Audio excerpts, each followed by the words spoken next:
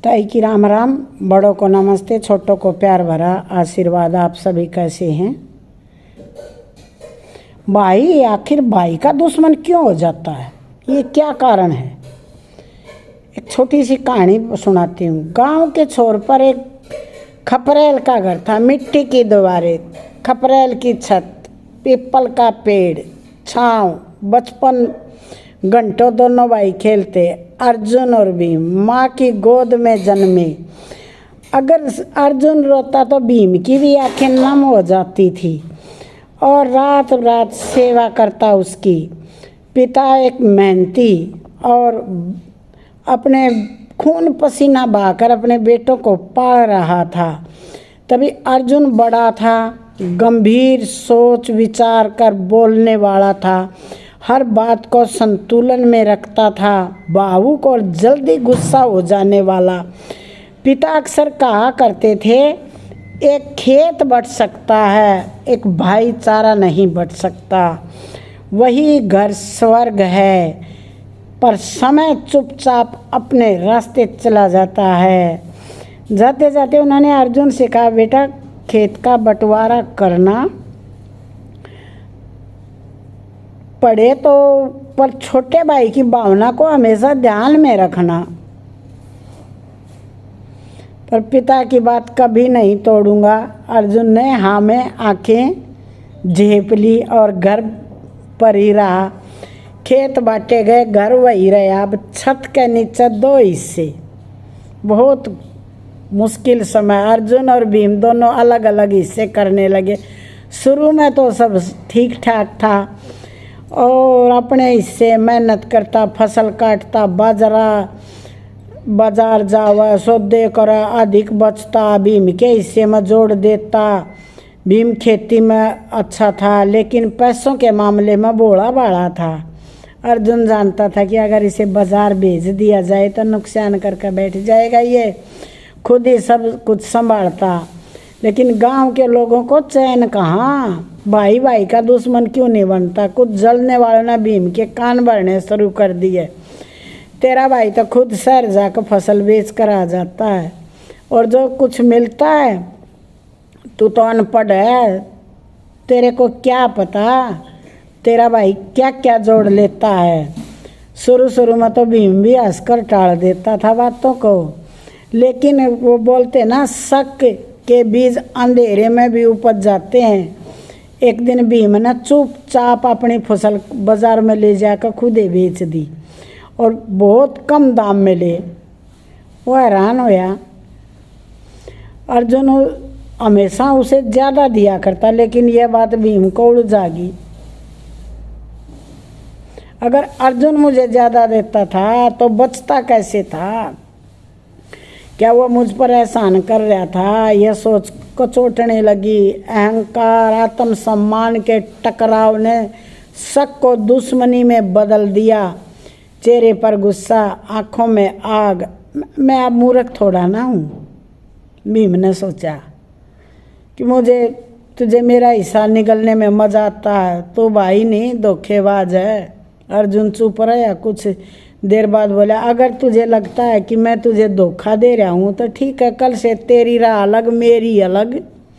याद रखना, मैंने जो भाई समझ कर सौदागर बनकर नहीं किया, भाई समझ कर तेरा हित किया है। भीम ने उसी रात माँ को अपने साथ रख लिया। सुबह अपने हिस्से की जमीन चारों ओर पत्थरों की सीमा खींच दी। अब घर भी बट चुका था, दीवारों से, मन से। अर्जुन चुपचाप अपनी ज़मीन पर मेहनत करता रहता। भीम अपनी ज़मीन पर काम करने लगा और भीम के भीतर एक अजीब सी बेचैनी भी बढ़ती गई। अर्जुन अब हर महीने दवाइयों के लिए पैसे चुपचाप देता रहा।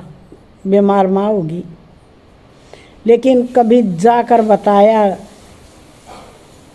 नहीं। गांव के लोग अब भी दो खेमों में बट रहे थे, कोई अर्जुन के साथ, कोई भीम के साथ। एक ही खून, एक ही छत के नीचे पैदा हुए, एक ही परछाई को देखने के लिए दोनों राजी नहीं हैं। फिर एक दिन माँ की तबीयत और भी बिगड़ गई। और बिगड़ गई तो भीम ने वैद्य बुलवा लिए, दवाएं दी पर हालत बिगड़ती गई। तब माँ ने धीमी आवाज़ में भीम से कहा, भीम बेटा, तेरा भाई तुझसे कभी अलग नहीं हुआ था। तू दवा जो तू समझाता रहा वो अर्जुन के पैसों से आती थी। तेरी बेटी की पढ़ाई, तेरा बीज, तेरा पानी का मोटर सब उसके हिस्से से करवाया था। वो तेरे हिस्से में खर्च करता रहा, तो उस पर संदेह करता रहा। भीम का दिल कांप गया। ओहो, जैसे किसी ने आत्मा को झकझोर दिया हो। और वह अर्जुन के खेत में पहुंचा। वहाँ अकेला वह हल चला रहा था। माथे पर सूरज की गर्मी, पसीने धार बनकर बह रहे थे, लेकिन चेहरे पर शांति थी। भीम ने दौड़कर उसके पैर पकड़ लिए और जैसे, भाई दुनिया में कोई नहीं है तेरे जैसा मेरे भाई, और मैं अपने ही भाई को दुश्मन समझ बैठा। लोगों की बातों में आकर गले लगाया और कहा, भाई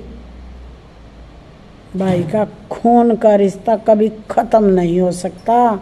तब शक कर लेता। जब दिल से माफ़ी मिलती है तो दुश्मन भी पानी पानी हो जाता है।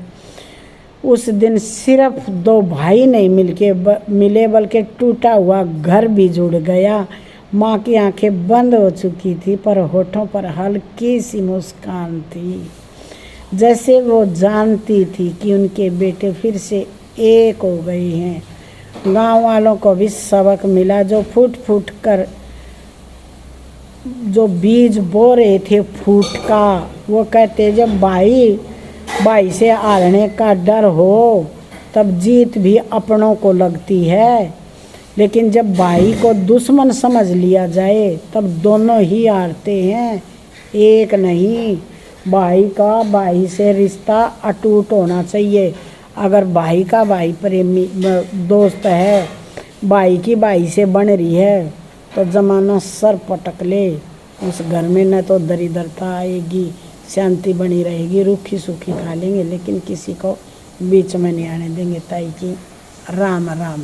आपको ये कहानी कैसी लगी, अच्छी लगे तो कमेंट बॉक्स में ज़रूर बताना। भाई हुआ है और दुनिया हुआ है।